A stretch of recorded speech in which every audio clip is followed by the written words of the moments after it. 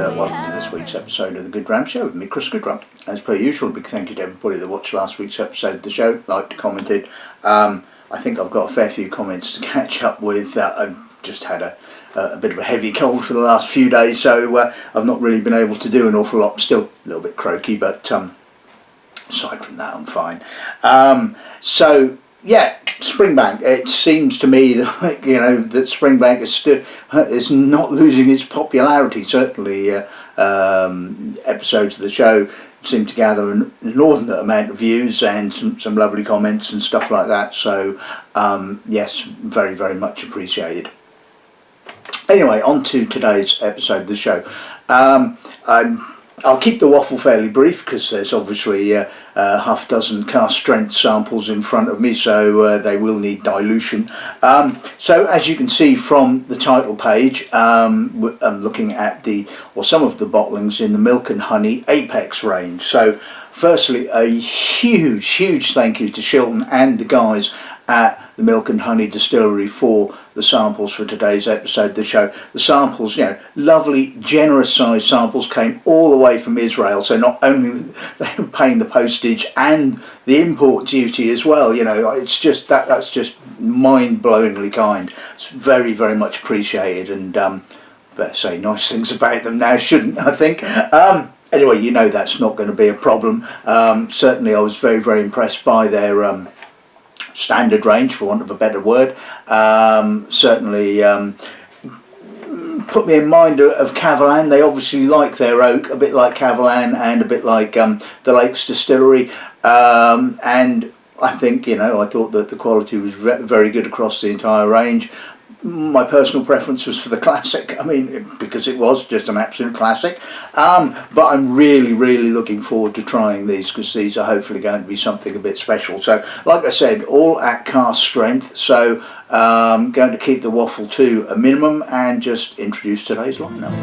I just walk around and I hear the sound of my right, we're going to kick off with the one that I really, really, really wanted to taste, and that's the Apex Dead Sea bottling at 56.5%. So as I mentioned in the previous show, the distillery are obviously looking at the different climatic regions of Israel and maturing casks in those regions, and obviously this was matured in and around, around, not in the Dead Sea, but around the Dead Sea, 450 something odd meters below sea level. Incredibly salty area. One assumes the surrounding air is saturated with salt, so could be intriguing. And like I said, really looking forward to trying that. Second bottling is the Apex Tequila cask. Bottled at 53.2%. I believe all of the cask bottlings are wholly matured in the cask, not finishes, I believe. Anyway, I'm fairly certain that is indeed the correct. Bottling number 3 is the Apex Single STR cask. Cask number 2018 0836, bottled at 58.3%. The fourth bottling we'll be looking at is the Pomegranate wine cask, so bottled at 57.2%. Then we'll be moving on to the orange wine cask, bottled at 57%, and we'll be finishing off with the sherry cask. So this has been aged in both Oloroso and Pedro Ximenez casks and bottled at 53.6%. So, like I said, lots of cask strength stuff. One's butt is full. Oh, I never tire of that joke. Anyway, so let's just kick off with a bit of Dead Sea then, shall we?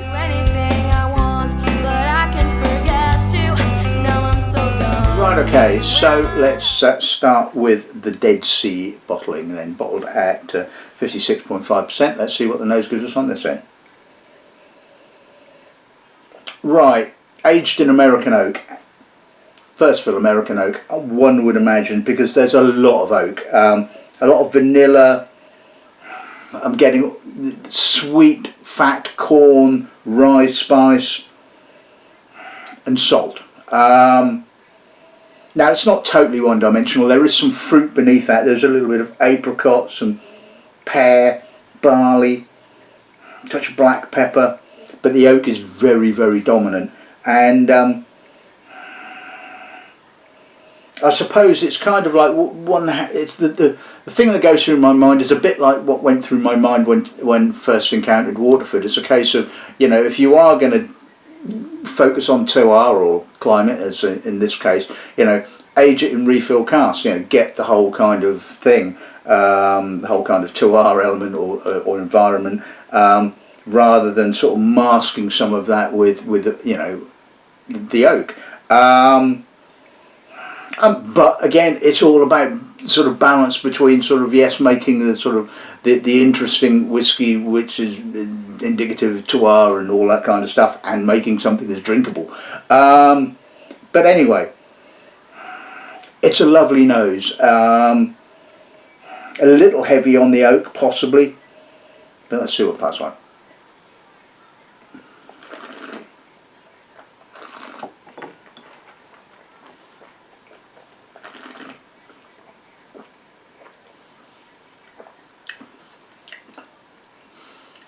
More spirit character on the palate.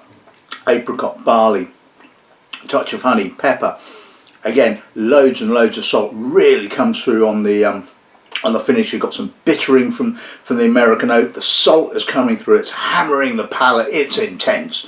I mean, there is a serious intensity going on here. A little bit of spice from the rye as well.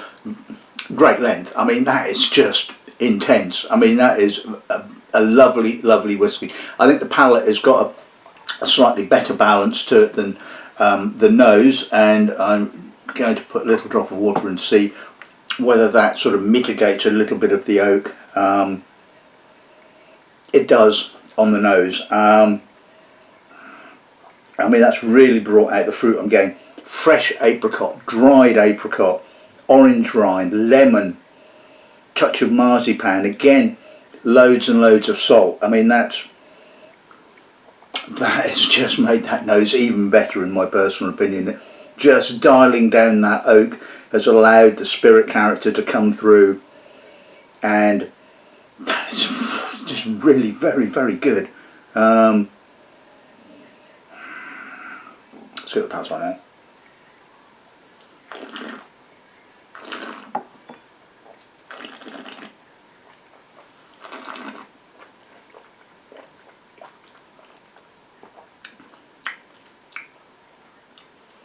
That's really brought out some lovely spices. They're kind of green spices, green peppercorn, green pepper, cinnamon. Again, oak is bittering a little bit right on the finish, but again, more spirit character, more salty apricots. Again, I'm getting both dried and fresh apricots, a little bit of apple, like I said, cinnamon, green peppercorns. There's a little spike of youthful spirit right on the finish, but it's just all adding to the characteristic and the intensity, and it is just a frighteningly good whiskey. And it would seem to me that indeed where this has matured, the warehouses has matured, must be that the atmosphere must be salt laden, because you can taste it. I mean, you know, without a shadow of a doubt, it's not like, you know, and I'm certainly one of the people that believe in the fact that, you know, that the casks breathe and they draw in the air from the surrounding environment, and you know, that is how the sort of, you know, that kind of characteristic gets into the spirit, and that just has it. You know, that is a very, very impressive whiskey. Right, okay, so let's move on to the tequila cask. Let's see what the nose gives us on this end now, shall we? Right, the cask influence is very, very subtle. Mind you, I mean, in saying that, when you think about it, I mean, you know, how long does tequila spend in a cask? And in Yeho, what, 12, 18 months at the very most. So, you can smell the tequila, the sort of pulped white fruit, but it's a lot more about the spirit. There's lovely, rich, honeyed, Again, apricot, generous, white fruits, a little bit of apple, barley. That's again a lovely nose. It's balanced. You can smell the tequila, the sort of pulped white fruit, the slight sort of edgy sort of acetic kind of agave note is noticeable, but it really is very unusual, really intriguing, and the spirit works really well with it. Yeah, I like that. Let's see what that's like.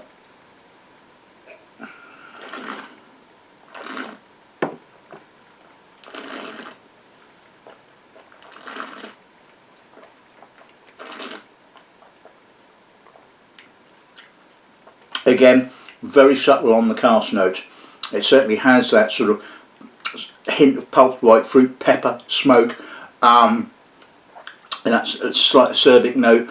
But it's mainly about the spirit character, the sort of rich, luscious apricot, the barley, a sort of off sweet honey. It's not sort of sweet honey. It's kind of slightly honeyed, but sort of off sweet, if you get what I mean. There's a bit of tannin, there's a bit of a grip to it, it has to be said. The oak is giving it a sort of a lovely structure, and that kind of pokes through a little bit on the finish. I'm going to put some water with it, although I don't think it really needs any water. I mean, it is only 53.2%. Right, I'm not getting hardly anything from the tequila cask now. It's pretty much 99% spirit, and the spirit is a lot lighter, it's less honeyed, it's less rich, slightly more aromatic, a little bit of green fruit, vanilla, yeah, a bit more vanilla, a bit more creamy vanilla,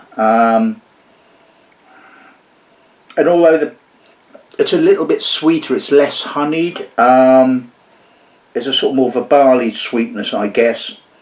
Let's see what the pass right.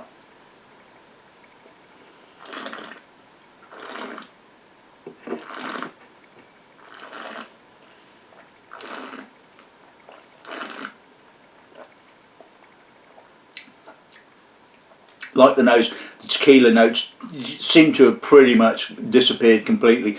There was a sort of a touch of it, a little bit of it in the aftertaste, but it's mainly about the spirit now, and it's got some sort of it's got an American oak note as well, a little bit of citrus, more about the barley. Again, there's that sort of unsweetened kind of honeyed character.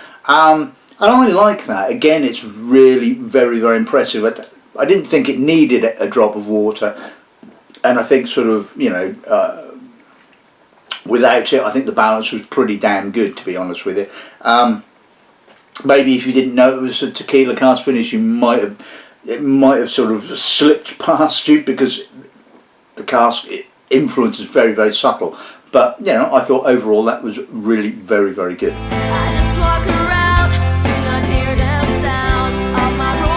Right, okay, so let's move on to the STR cask, so 58.3%. Let's see what the nose goes on this end, shall we? Ooh, that's intense. I mean, that's big, winey, syrupy red fruits, spiced charred oak. I mean, that is just like, well, I can just smell that cask. It's not, raw is the wrong word, it's kind of, it is intense. I mean, you can smell the cask practically. It's like, you know, sticking your nose into it. I'm not getting a great deal of spirit character at all. The wininess, the cask is just so powerful.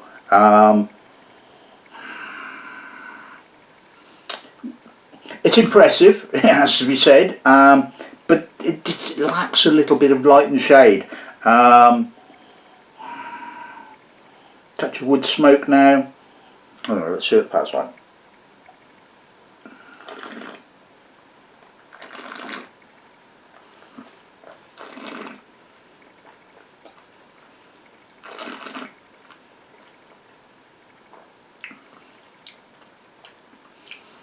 soft, silky, generous. What's that, 58.3? Doesn't taste it. Ooh, dangerous. It's the winey red fruits just have this lovely syrup coating to it, and that just kind of like softens and smooths, and there's, even though it bitters and bites at right at the finish, you just get this sensation of softness and smoothness throughout. Again, there's not a huge amount of distillery character, or spirit character I should say. It really is all about the winey red fruits and slightly bitter tannins. Let's put a little drop of water with it and see if that sort of mitigates some of the oak.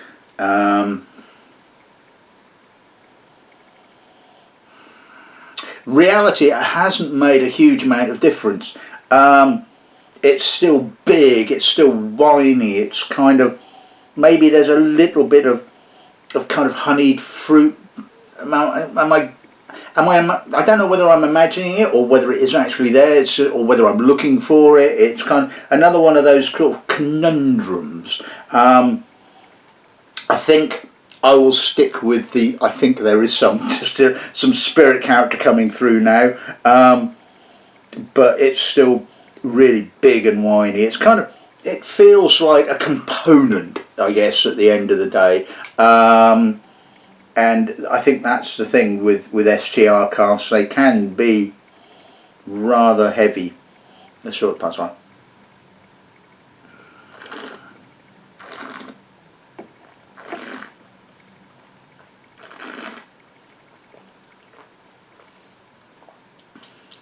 Okay, the wininess is a little more subtler now on the palate.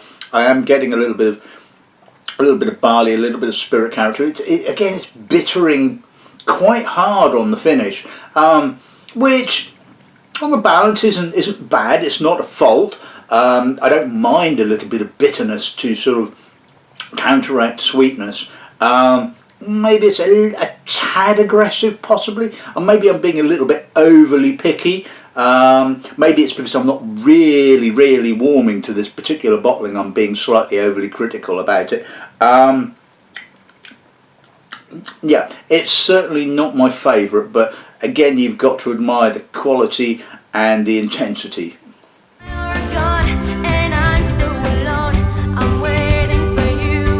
Okay, so let's move on to the pomegranate wine cask. Let's see what the nose gives us on this. I don't think I've ever tasted a whiskey that's been aged in pomegranate wines. I mean, obviously, you know, you think of Macmyra and all the wonderful, weird and wonderful wine infused casks they tend to use. I don't think they've ever used pomegranate. They've used some weird ones, but certainly not pomegranate. Anyway, very cask orientated. I can smell the pomegranates, and it's kind of pomegranates, edgy spice, almost kind of mentholated. There's a bit of malt, a bit of honey. It's not hugely complex, it has to be said, but it has intensity of character. There's no doubt about that. It's big, you know. There's no mistaking the pomegranate note on this, unless of course you've never eaten or smelt a pomegranate in your life, and then, well, you know. But anyway, yeah, let's see what the pass like.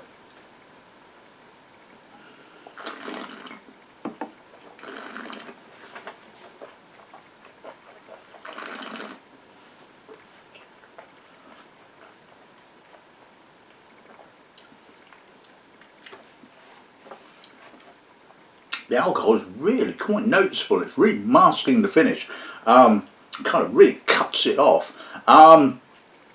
Again, pomegranate, syrup, pomegranate, little bit of spice, quite a bit of tannin, a little bit of bitterness, like the STR cask. You know, it's very cask orientated. There's no real spirit character. It's all about the pomegranate wine cask. But it kind of really lacks the complexity element of the STR. It's a bit simple. intense, it has to be said. Not going to argue about that. Let's put a little drop of water with it and see what that does to it. Oops.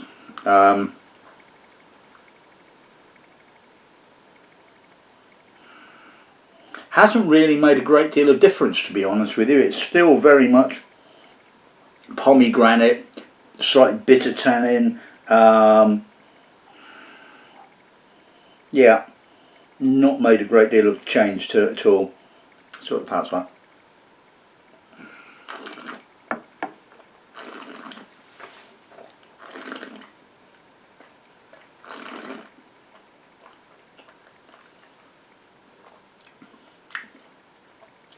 A lot sweeter, less of the bitterness. There's a little bit of sort of cinnamon, sort of slightly edgy cinnamon coming through on the finish, but it's a lot sweeter, it's softer, it's silkier, but it's still fairly straightforward. It's still very, very much about the pomegranate, and I'm really not getting an awful lot of distillery character or spirit character at all. Interesting, but certainly not really floating my boat.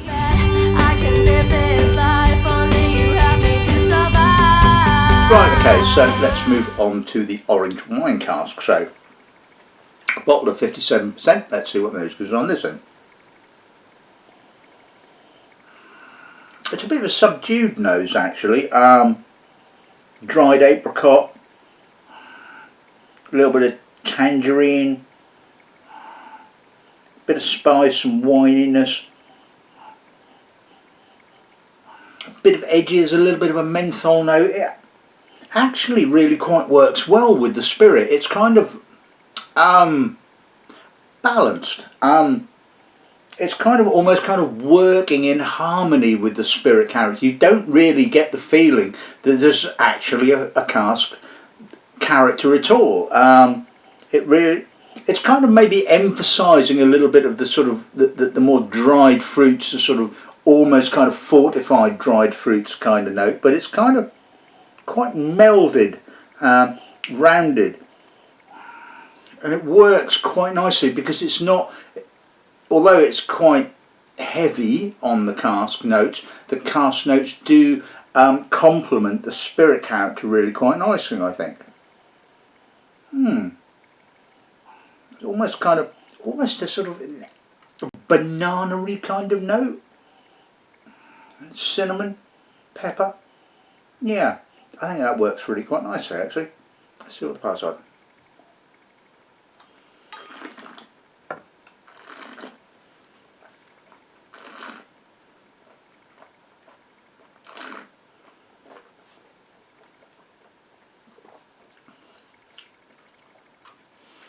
You can taste it, the alcohol on that. That is really quite intense.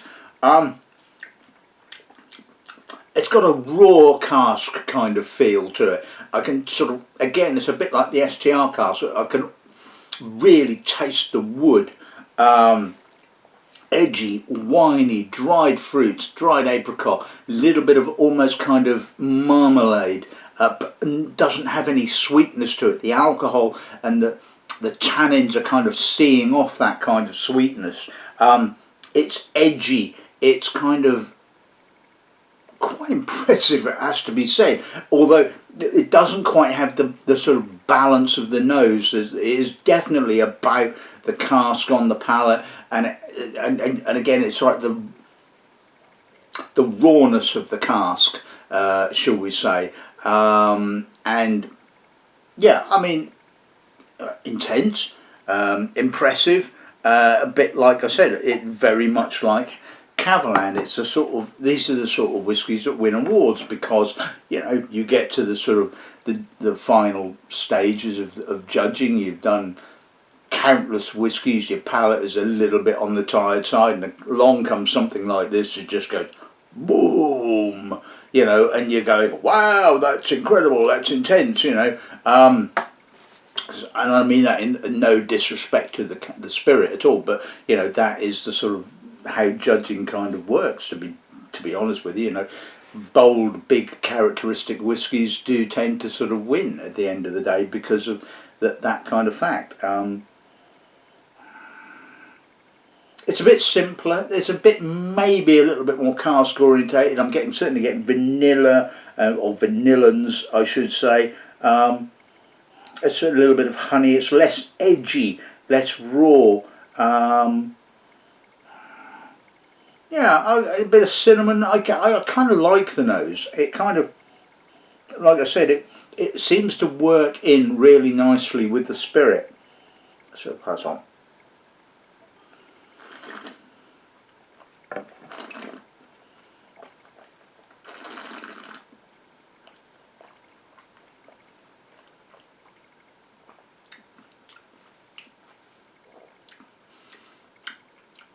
Positive and negatives, I think, on the palate. The positives are it's certainly there's less of the rawness, less of the intensity of the cask. It feels a little bit more integrated, a little bit more rounder, a little bit more character, or balance between the character and the spirit. On the negative side, it's a bit simpler. It's a bit yeah, okay, that's okay. Not blowing me away, but you know, like I said, it's kind of interesting. It's certainly sort of dialed down the wine cask character a little bit, which, you know, I'm not surprised about, because, you know, that is a tendency to happen when you put a little bit of water with these types of whiskies. It does that. If only the palate was like the nose and had that kind of integration, I would have been sort of, you know, in absolute heaven with this. But as it is, like I said, it's kind of one of those whiskies that has its plus points and its minus points. But overall, you know, you have to be impressed by what it actually is. Just walk around, do not hear the sound of my broken heart. Right, okay, so on to the final whiskey of the afternoon, or the... No, it's the morning still. Poor brew for breakfast. Anyway, okay, let's see what the nose gives us on this one then, shall we? Sherry. Heavy sherry. Lots of raisinated dried fruits. Astringent herbal notes. Bit of salt. You know, maybe some of these casks were matured, you know, around the Dead Sea area. It's certainly got that saltiness, and there's a touch of marzipan, a little bit of struck match. Although it's kind of, you know, it's you have to have the sulfur radar if you're going to pick that one up. I mean, it is quite buried. I mean, it's not. I'm not going to sort of moan too much about that. But there is a little bit of that. Quite toasty, quite a lot of vanilla. I mean, maybe we're looking at sort of like, you know, sherry seasoned American oak. I think it's like the sort of other three wine casks. It's very much cask orientated, and not a great deal of spirit. So that's fine.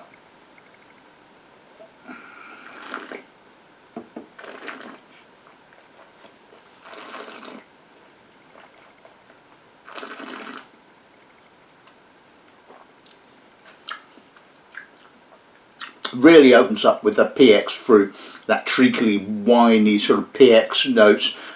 There's a little bit of edgy Oloroso coming through, a little bit of bitter spice, but not too much bitterness. Again, there's a rawness there, there's a bit of tannin, quite alcoholic. It kind of masks the sort of finish while it's neat. I mean, even though it's only 53.6%, we're not talking huge alcohol. We're not talking huge alcohol. I mean, well, 53%, you were probably going to go saying, well, that is a lot of bloody alcohol. Well, it is, but it isn't in the grand scheme of things, you know. Or is it maybe me? Maybe I just taste some of these strength whiskies, and I think 53% is not very alcoholic. Well, it certainly isn't when you... anyway. Anyway, coming back to the whiskey. Sherry. And an awful lot of it. Let's... Oh, God. apologies for that. Let's put a little drop of water with it and see what that does to it. I blame my cold for my lack of coordination rather than anything else. Anyway, let's see what the nose gives us now.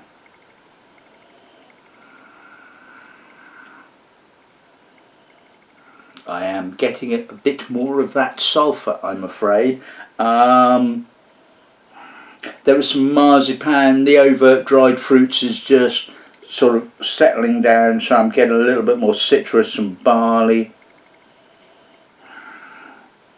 It's not my favourite nose, it has to be said. Let's move on to the palate.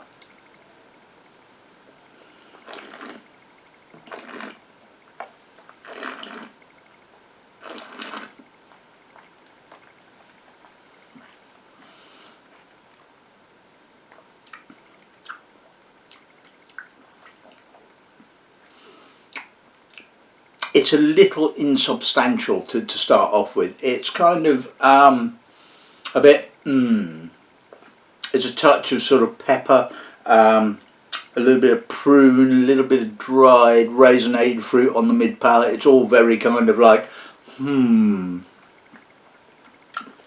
nice toasty notes in there in the finish, but overall it's just kind of, yeah, it's just, and it's not because it's the sherry, and it's not, yeah, it just isn't my particular favourite bottling. It's just kind of doesn't really say an awful lot.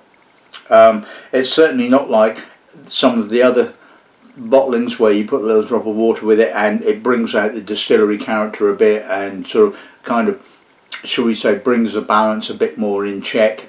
In this instance it doesn't really do that. The sherry is kind of still there, but it's all a bit kind of homogeneous sherry, and it's not my favourite bottling, it has to be said.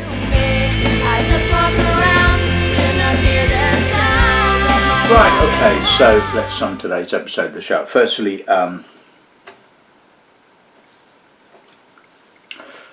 right, okay, so let's sum today's episode of the show. Firstly, a big, huge thank you to the distillery for kindly sending me the samples for today's episode of the show. I mean, the generosity has just blown me away, and I hope that sort of, I've been fair, and honestly, I think the Dead Sea bottling it has kind of lived up to my expectations, and I would love to see the distillery doing more of this. I would love to see sort of more emphasis on the different climatic areas, maybe dial down the first fill American oak, a little bit more refill oak, more emphasis on the spirit, but that was stunning. I mean, and it was just everything I would hoped it was going to be. Of the cask finishes, I thought the tequila cask was pretty damn good actually, because it was subtle, neat. You got an element of the tequila notes, you got a little bit of that kind of astringent agave kind of character. I mean, when you put some water with it, the oak kind of pretty much dissipated. It was all about the distillery character or the spirit character, and it just said more to me, shall we say, and I was really quite impressed with that.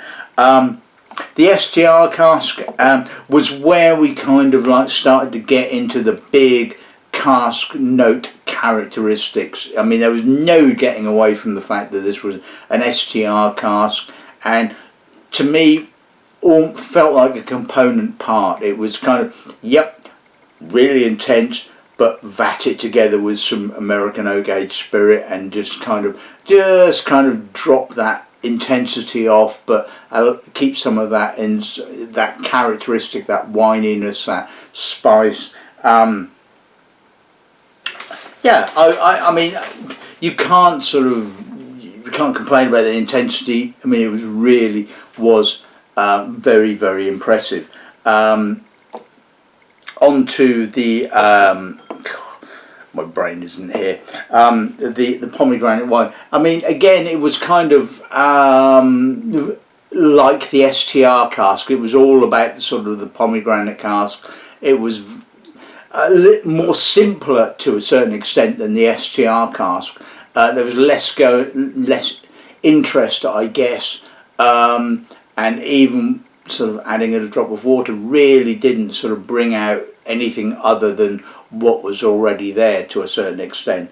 The orange wine cask, I think overall that was probably the cask that worked the best with the spirit. Certainly neat on the nose. It kind of like was very seamless. You know, you wouldn't have known that was a cask, or should we say that the cask notes were there, because it all kind of tied in. On the palate, less so. It was more about the cask, and it was really intensely bitter. The sherry finish, again, my least favourite of all of the cask aged spirits. It was just kind of like, you know, yeah, okay, sherry. There was a lot of people who love it because of that, but to me it just kind of really lacked some balance and some light and shade, shall we say. So at the end of the day, I think, you know, I love what the guys are doing. I mean, you know, some people are going to love them, and some people are going to, you know, be more critical, I suppose. And at the end of the day, they're doing some interesting stuff. I think if it was me, I would focus more on the sort of Dead Sea bottling or that kind of style. I probably would maybe just kind of drop off some of these kind of cask aged ones, the sherry casks especially, personally. But you know, I'm overall really impressed by what Milk and Honey are doing. So yeah. Good episode of the show, I think. So, I hope you've enjoyed this week's episode of the show. You know, you'll have to forgive the slight croakiness and the sort of lack of coordination. But anyway, yeah. So, until next week, good dramming and good afternoon.